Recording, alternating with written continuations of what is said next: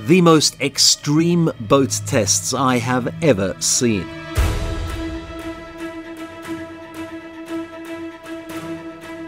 Self-driving missile launching boats,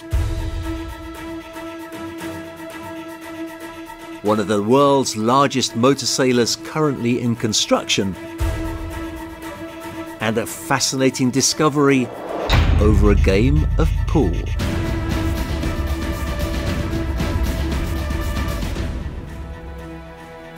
All of that comes together in this video about the awe-inspiring Aris Shipyard.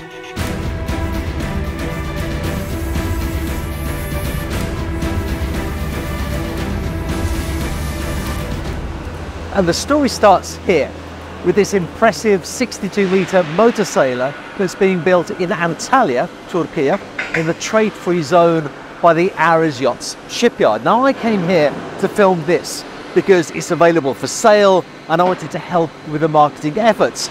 But then I sat down with Superyachts, who's the managing director of Aris Yachts, and I soon learned that there's a lot more to Aris than meets the eye. So if you're passionate about yachts, if you're interested in yacht building, if you are fascinated by entrepreneurial stories of success, you won't want to miss the next 3 minutes of this video. The Aris Shipyard is owned by the Kalafatoglu family. Remember that name because I'll be coming back to it at the end of this video.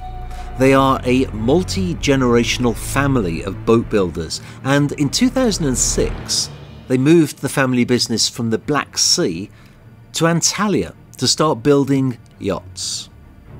They did in fact collaborate on the construction of a 46-metre yacht called Queen Anne, but then disaster struck.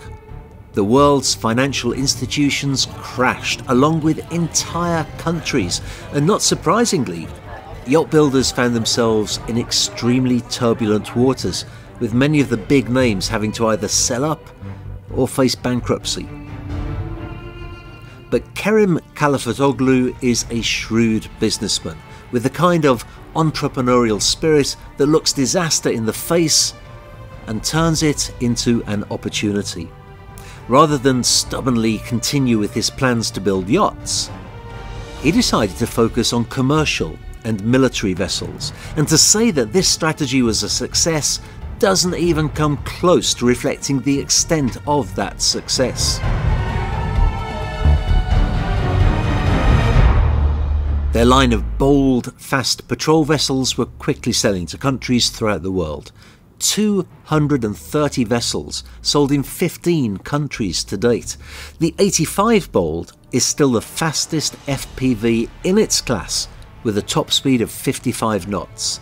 The 35 Bold is so popular that the production line looks like something you'd expect to see at Ford Motors, and the Bold 150 is so successful that they're using the concept to launch a new range of superyachts. Although I'm getting a little ahead of myself there. The Aris Spitfire is another video for another day. Between the years of 2012 and 2016, the Ministry of Economy pronounced Aris to be the fastest growing company in Turkey. Not the fastest growing shipyard, but the fastest growing company in any industry for 5 years running.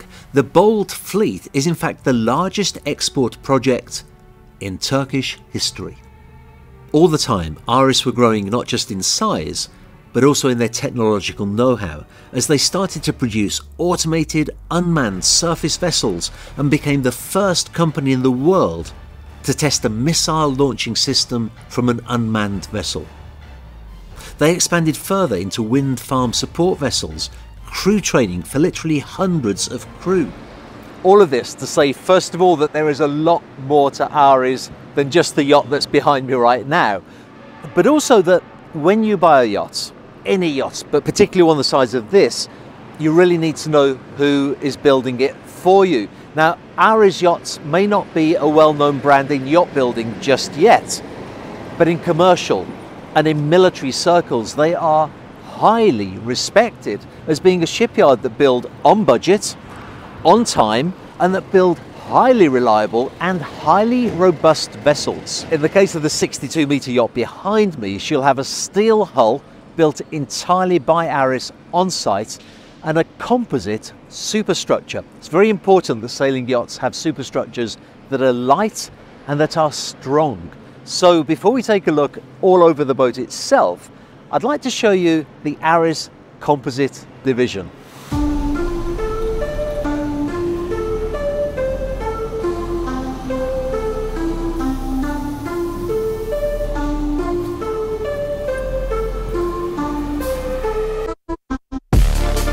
This is something I have never seen before in any other shipyard. Most yacht builders will make composite hulls and superstructures in a controlled shed, but ARES make these individual tents for each project so that they are dust-free with an efficient extraction system, and both the temperature and the humidity can be controlled. And I use the word composite rather than fiberglass because their work is in fact a composite of fiberglass, Kevlar, carbon fibre, depending upon the project.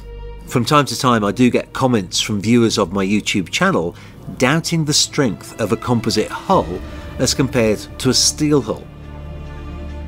But just look at the tests that ARES carry out on their composite military craft. I have never seen anything like this in my life.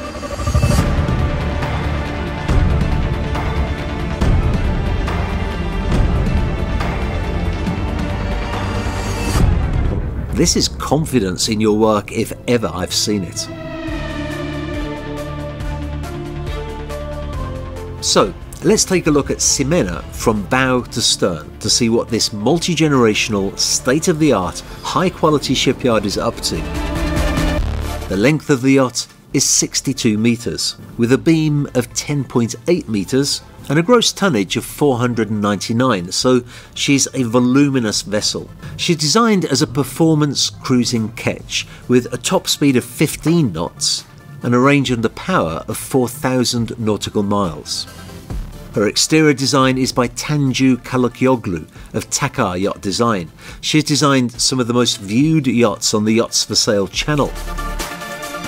The interior design is by Design Unlimited, and we'll be seeing that in a moment. And she's being built to RENA class for unrestricted cruising. Her layout is classic, classy, and extremely practical. A spacious aft deck with a hot tub and a very large dining area, leading into a very inviting inside main deck lounge. And then a central staircase with a bridge forward. The foredeck is impressive. It's actually about 60 metres square in size and not only allows for a beautiful sunbathing and seating area, but also stowage of two sizable tenders. One of these is being custom built for the yacht and the other is semi-custom. The central staircase that I mentioned leads off in two directions. Forward we find 4 guest staterooms with ensuite bathrooms, and then further forward still is a very spacious owner's suite. On the day of filming we were very fortunate indeed, since the whole area was open. You can even see the tanks below floor level in what will eventually be the pump deck. If you return to the stairwell and take the steps leading aft, you will find to port a staff cabin, to starboard a laundry, and heading aft, look at this for a great idea, a side opening shell door so that guests can arrive at the yacht by tender and then directly access their cabins, or the crew can bring their suitcases on board directly using this route. Like I said, it's an extremely practical layout. After this area we find the crew mess, the very large galley, and crew quarters for a crew of 9. 2 of the crew would be in the bow.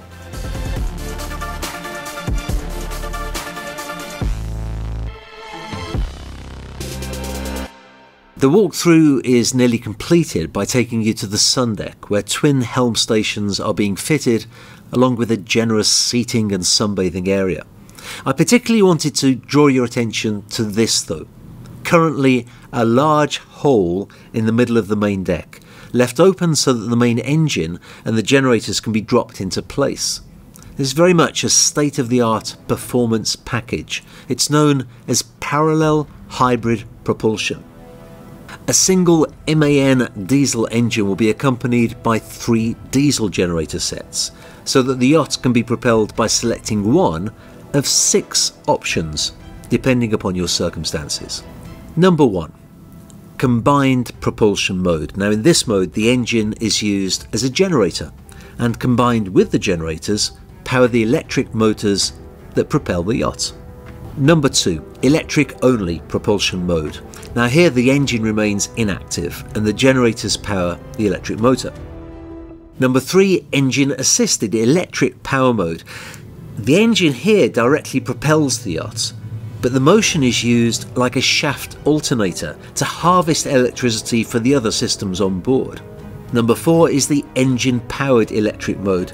In this one the engine alone is used as a generator to propel the yacht. Number 5 is the sailing mode with E-motor support. Now this is when the yacht is under sail, but the propeller turns to generate electricity for use on board. And then the 6th is pure sailing mode. This probably needs no explanation. You are just purely sailing.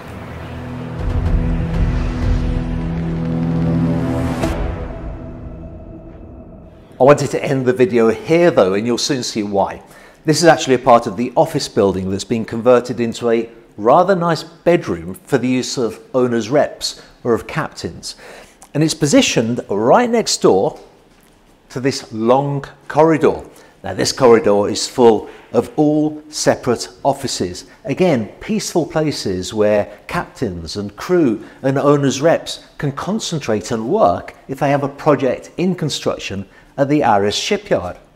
Now, if you think it's a little bit sad to have to spend a night in a shipyard, don't think that way, because next to it is this huge recreational area, again dedicated for crew, for captains, to make their life a little bit more pleasurable when they have a project at the shipyard. Funnily enough, Piraya said to me, "Don't film this part," she said, "with the wires. We haven't quite finished that yet, because they're going to put gymnasium equipment here as well."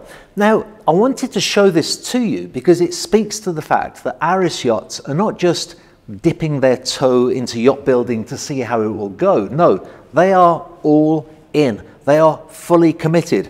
And I feel sure that I'll be back here again to film more of what they're doing. I mentioned earlier that Karafatoglu is a significant name. And that is because in Turkish, karafato is actually a kulka. Caulking, of course, being the way that the original wooden boats were put together. So oglu means son, karafato is effectively boat builder, son of a boat builder. Kerim, Karafatoglu, is the son of a boat builder. And Kerem here is the son of a boat builder, the oglu of an oglu of an oglu. Kerem actually has studied in England marketing and management, making him a great asset to the company. And if there's one thing that I particularly learned on this visit here, is that that kind of sums up the Irish Shipyard. It's such a unique place, a family-owned, financially stable, debt-averse shipyard that's likely to be around for many generations to come, which means, by the way, a time that you're a Buk Baba and have many oglus of your own.